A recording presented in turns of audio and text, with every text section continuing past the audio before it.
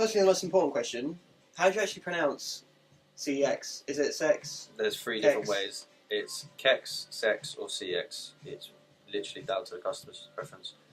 CeX is the puns. Like we have signs in our store for Q for sex. Our Wi-Fi is unprotected sex. We have access to Sex Life, Quickie Sex, Sex tools. Sex Tools. There's a lot of sex flying around really in this place. So I prefer CeX, which is what I call it, but it's I don't really would say that I work in a sex shop, but you can say whatever three best ways is best. Okay, so we have plenty of options. Plenty of options, yeah, for sex. Cool. Okay, moving on from sex. What are the advantages of being a second-hand retailer? The choice. We see so much coming. Everything from your films from the 70s, 80s, right up to films that have been released last week or the last couple of weeks. Great example of that is Lucy. Within a couple of days of that coming out, we saw those come in. What's the big seller? Like video games or movies? Which one's the most popular? Our movies is the one. That's where Quantity-wise, Yeah. movies. and then after that it goes 360 games. Yeah, Xbox 360. For prices, for what our earning comes from 360 mainly, but for quantity, because we're so cheap on movies, we'd have to sell 10 to 20 movies per 360 game. Okay. But 360s and DVD movies, I think there's no really round it at the moment. Is there? Blockbusters has got everything, so Right. movies on the shop floor. Okay. So, what are some of the most popular games at the moment? Grand Theft Auto 5 on the next gen's doing really well. Even on the 360 and PlayStation, it's one of the ones that's really held its value. It is a consistent seller. It's about a year in it. Yeah. Constantly selling, yeah. Yeah. And then FIFA's, Call of Duty's, your usual, the top games really. We're quite good for like your rarities. Like certain people stop releasing like your Black Ops and everything and World at War, but we've still got like the collection of Call of Duty, so they do quite well. Cool. So Call of Duty's like good fun. So, how do you come up with the prices for these games? The prices aren't actually set by us; it's set by our head office. Right. And it works on a supply and demand sort of basis. There's like a pricing team of like, I think it's like so many people pricing team, then they'll go through and they'll obviously look at the products and they'll decide on like we get sent labels, we change them, we find out on the day when stuff literally changes. That's it. We don't have no control over the price. What about the retro games? How do you price them? Like because you stock GameCube and Xbox games. don't you? GameCube's on the system, same done by pricing. Xbox is done by pricing. PS1 games is done by ourselves, so we'll obviously research the game, see if it's popular and stuff. Or certain games we just buy in them. It's like just give them some people if we don't really recognise them, we just give them £1 for them, and if they sell, they sell. They don't differentiate because that's the one thing we have control over is PS1 games. Right. But it's just people coming in and looking. It's just a little bit of a looker, really, isn't it? Like people say we've got them and they look for them, but we don't sell them online or anything. Would you define like GameCube and Xbox games as retro? Because some of these games are like almost over 10 years old. Yeah, I mean they're older than 10 years old. Especially, I mean the PlayStation 1 came out in '94. Yeah. It's before that. It's 20 years old now. What isn't PS2 technically retro now? It's essentially it's starting to hit that point. I'm pretty sure PS2 is now officially retro, but it's like you said. I think it should just be classed as retro when they stop releasing stuff for it anyway. Yeah, I mean, I would say that over the last couple of years, there's definitely been a resurgence in the older consoles. I'm seeing so many more people coming in now and buying the PlayStation 2 games, PlayStation 1 games because they've got all the newest consoles and they just want a little bit of old. Yeah.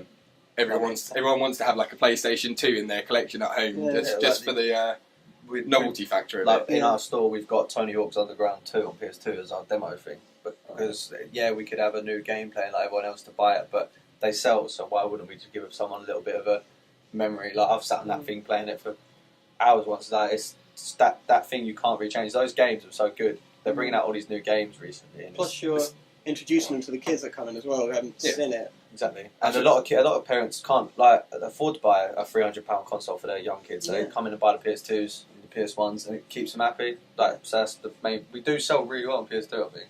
And I mean, I think it's testament to the fact that what you're seeing now on, say, for instance, PlayStation Network is a lot of the original games from PlayStation 1, PlayStation 2 being remastered for HD and re-released. Prime example, Resident Evil. Resident Evil the other day. So that's like a clear thing that there's still people want to play them. Yeah, there's also, a you massive can't market. buy second unless online or in store like ourselves. You can't really go and buy a PS1. No. Or PS2 or an Xbox or GameCube. They're all just we sell them here. We're not expensive for me, but we like give benefit of doubt. We know it's retro, but it's not ancient. Like SNES and stuff like that, we get a few of those in, but they go straight away. But GameCubes, for like 25 quid, you can buy a GameCube and just get a Donkey Kong and a Super Smash Bros. Just smash it out. And just, you don't care about the graphics, do you? Do you know what I mean? Yeah, it's gameplay. How much do you say you've got a SNES, and how much would you price that? Because that's like ancient. Yeah, SNES was. We sold our SNES. Oh no, we sold our SNES for like £60, but it was sealed. it was just before you came. It was all in the wrapper. It had controllers, it had games, it had everything. It had the wires, it just had everything. So stuff like that we just researched, like because we were based on our own, we researched the internet, stuff like that, and see like what sort of various range that's going for, because we have to price it up ourselves. But then also, like you said, we need to give the benefit of that to the customer, because if we say, for example, someone's selling one for £70 on eBay or something, the gentleman could get £70, but we still need to sell it for £70, so we need to find a line in the middle where the customer's happy and we're happy.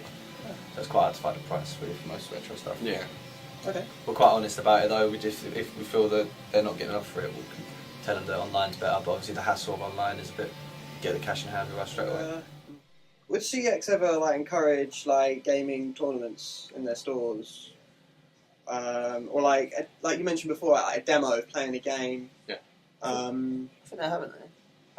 I don't know if they've actually gone as far as tournaments. Ali, yeah, they're never official tournaments, I don't think. But I recall a gentleman working here who had a Street Fighter tournament, and if anyone ever beat him, they could. If anyone ever come into the store and beat him on Street Fighter, they'd get the game of their choice. Wow. And that went through like the whole time he was there, and people would come in just to try and beat him, and no one ever beat him. Well, That's the who stuff. was this Ali, guy? he's the CeX Ninja, they call him. That's his actual job title. He's a Awesome CeX. job title. He just goes from store to store being a ninja. That is it. It is pretty much it. But, yeah. Wow. But that's tournaments. It's because there's a lot of franchises in corporate stores where we as a franchise store, the franchisee would then have to say, okay, there's no set communication from one set of CeX to go to all CeX and say this is what we're doing. We're all going to hold a tournament, because then we'd have to get new TV stuff, franchises. Oh, I see. It's cost effective. So CeX have been quite well just to stick to their roots. CeX are quite personal. Like even if you just talk to people on emails from other stores, everyone knows the CeX way. There's always communication from all stores, like emails, everything. Like other stores, when we phone them and speak to them, it's friendly. There's no rivalries. There's no trying to beat other stores. Stock wise as well, if a store's got 20 laptops and we've got none, they'll send us laptops. It's all to work together really, and it's the same sort of thing with the team. Like we're good with customers. Like we're not going to try and rip a customer off if we feel we're not comfortable with something. We speak to them about it. We're not told a set of rules. The rules are basically there for us to work our magic with really. I have to say, like coming in, I mean, I've only been working with the business for about 6 months now, but it really does feel like an extended family. You know, I work here with people that they're like my best mates now. I work with my best mates, ring up other stores. As Jack was saying, everyone's so helpful. It's like an extended family almost. It's literally everyone looks out for everyone else. Every store wants to help everyone else. So everyone, there's no competition. It's just like one big store, really. There's all these stores set. Imagine one CeX with 240 locations. That is what it is, really.